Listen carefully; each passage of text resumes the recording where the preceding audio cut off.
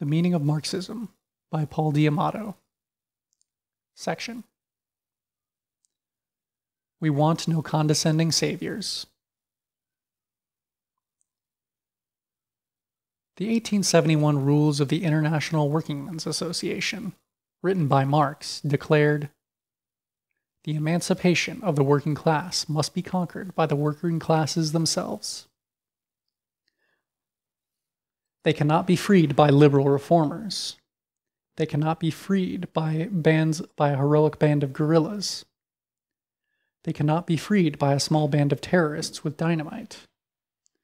And they cannot be freed by any party or group that stands above or outside their own struggles." The English version of the anthem of the International Socialist Movement puts the same idea in the negative. Quote, "No savior from on high delivers. No faith have we in prince or peer. Our own right hand the chains must shiver, chains of hatred, greed, and fear." End quote.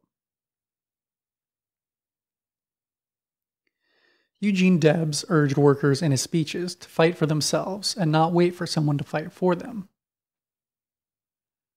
"I cannot do it for you, and I want to be frank enough to say that I would not if I could. For if I could do it for you," he stressed, "somebody else could undo it for you."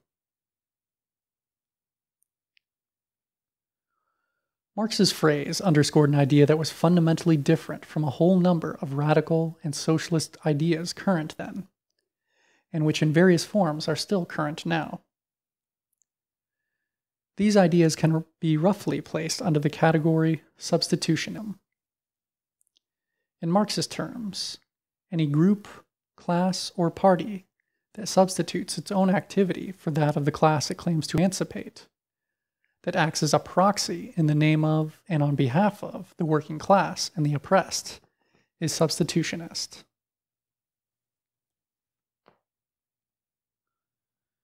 In the early days of capitalism, when the working class was in formation and had yet to systematically assert itself in collective struggle, substitutionism was historically inevitable.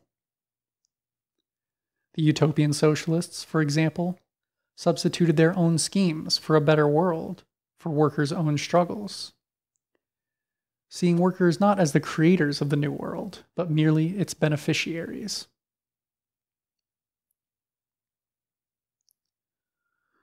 Marx and Engels also contended with the conspiratorial radicalism of the French socialist Auguste Blanqui and the Russian anarchist Mikhail Bakunin.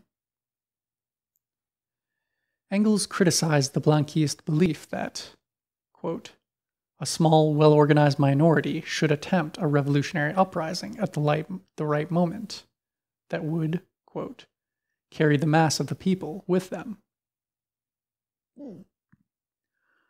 Marx and Engels likewise rejected Bakunin's elitist notion that a secret society of 100 powerfully and seriously allied revolutionaries, acting secretly, like invisible pilots in the thick of the popular tempest, could act as a spark for the Europe-wide revolution.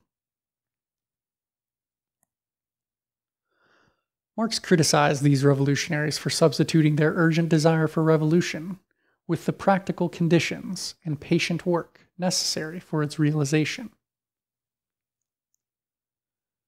"What childish naivete," he complained, "to advance impatience as a convincing theoretical argument."